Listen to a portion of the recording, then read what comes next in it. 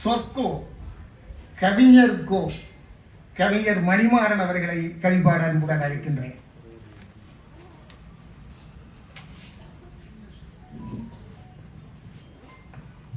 அனைவருக்கும் அன்பான மாலை வணக்கம். தமிழ் சிந்தனையாளர் பேரவையின் சார்பில் நடைபெறக்கூடிய புதிய ஆண்டின் தொடக்கம் 2025 முதல் திங்கள் ஜனவரி திங்களிலே நடைபெறக்கூடிய ஒரு அருமையான நிகழ்வு. இந்த நிகழ்ச்சியிலே அந்த நிகழ்ச்சியையும் நான் சொல்லிவிட்டு நான் எழுதியதை வாசிக்கின்றேன். கவியரங்கம் தலைப்பு தொண்டு செய்வாய் தமிழுக்கு துறைதோறும் துறைதோறும் துடித்தெழுந்து. எழுந்து என்று சொல்லவில்லை பாரதிதாசன் அவர்கள், துடித்தெழுந்து என்று உரக்க சொல்வது மாத்திரமல்லாமல் இளம் தமிழர்களை தட்டி எழுப்புகிறார். ஆடவர்கள் தமிழ் தொண்டாற்ற வேண்டும் என்பது மாத்திரமல்லாமல் மகளிரும் வர வேண்டும் தொண்டு புரிவதற்கு என்று தீர்க்கமாக சொல்லக்கூடிய இடத்திலே பாரதிதாசன் அவர்கள் திகழ்ந்தார்கள். அந்த தமிழின் மீது பற்று கொண்டுதான் இன்றைய முதல் மாதத்தினுடைய கருத்தரங்கத்தின் தலைப்பு மொழிப்போர் வரலாறு என்று அற்புதமான தலைப்பை தோழர் உதயன் அவர்கள் கொடுத்துள்ளார்கள். அதற்கு தலைமையேற்றும் அவர்கள் சிறப்பிக்க இருக்கின்றார்கள், சிறப்பான உரை சிற்றுரை ஆற்ற இருக்கின்றார்கள். அதன் பின்பு சிறப்புரை ஆற்றுவதற்கு தோழர் தியாக அவர்கள் வருகை புரிந்துள்ளார்கள். அந்த தலைப்பிலே பேசுவதற்கு அவர் பொதுச் செயலாளர் தமிழ் தேசிய விடுதலை இயக்கத்தினுடைய செயல்பாட்டில் இருக்கிறார். அவரையும் கரவொலி எழுப்பி மீண்டுமாய் வரவேற்கும்படியாக அன்புடன் கேட்டுக்கொள்கிறேன். அதை போல கவியரங்கத்தினுடைய தலைமை பொறுப்பை ஏற்று சிறப்பாக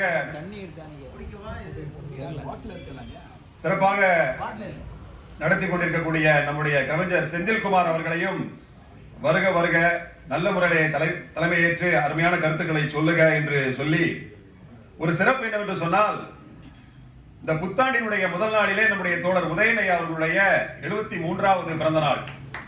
அவரை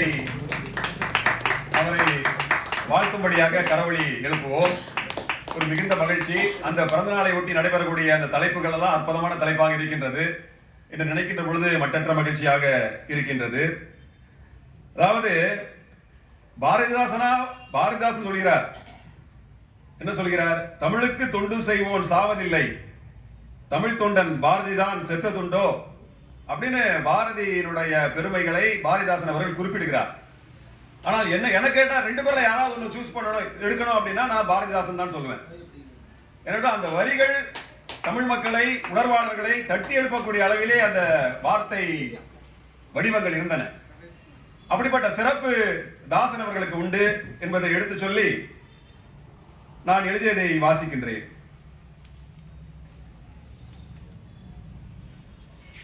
தொண்டு செய்வாய் தமிழுக்கு துறைதோறும் துறைதோறும், தொண்டு செய்வாய் தமிழுக்கு என்றும் கண்டுணர்ந்து காலம் முழுதும் பண்புடன் வேண்டிய பகுத்தாய்வின் முடிவு ஏற்று மண்ணுலகில் நீடுவாள்.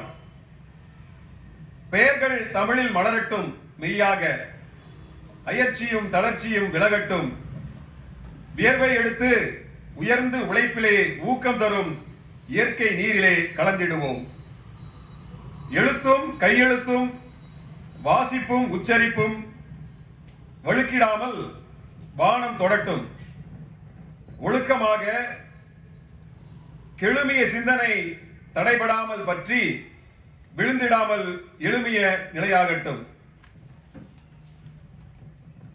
விளம்பர பலகையிலும் தெருக்களின் பெயரிலும் வளமான செம்மொழி காணட்டும். வளையாமல் அளந்து போடாமல் சொற்கள் உளமாற பொளந்துதான் நிற்கட்டும். பல்மொழி கற்றும் தமிழ் மொழி பற்றியே வல்லரசான சொற்களை பயன்படுத்தி நல்லோர் எல்லா விதத்திலும் பசப்புவதை விடுத்து சொல்லாற்றல் தமிழோடு எழுவோம். மீட்டெடுத்த உணர்வினை பாசத்தோடும் நேசத்தோடும் நாட்டில் தமிழை பரப்பி வாட்டிடாமல் கொட்டி அணைத்து முத்தமிட்டு முகத்தில் பட்டொளியாய் பறந்து மகிழட்டும்.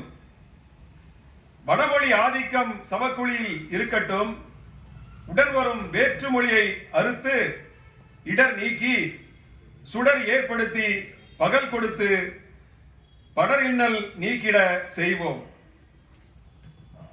மொழிப்போரில் மரணம் எய்து நல் அழியா புகழ் பெற்ற வீரர்கள் வழியெங்கும் செழிப்போடு வீற்றமடைந்து பக்கம் களிப்போடு சுகம் காணட்டும் என்று சொல்லி நிறைவு செய்கிறேன். நன்றி, வணக்கம். தமிழ் மொழி வளர்வதற்கான வழிகளை கவிதைகளில் ஆக்கி தந்த கவிஞர் மணிமாறன் அவர்களுக்கு நன்றி. தெருப்பெயரை ஊர் பெயரை தமிழிலே எழுதுவதற்கு முதலாவது முயற்சி செய்ய வேண்டும் என்று ஒரு கருத்தினை பதிவு செய்திருக்கிறார்.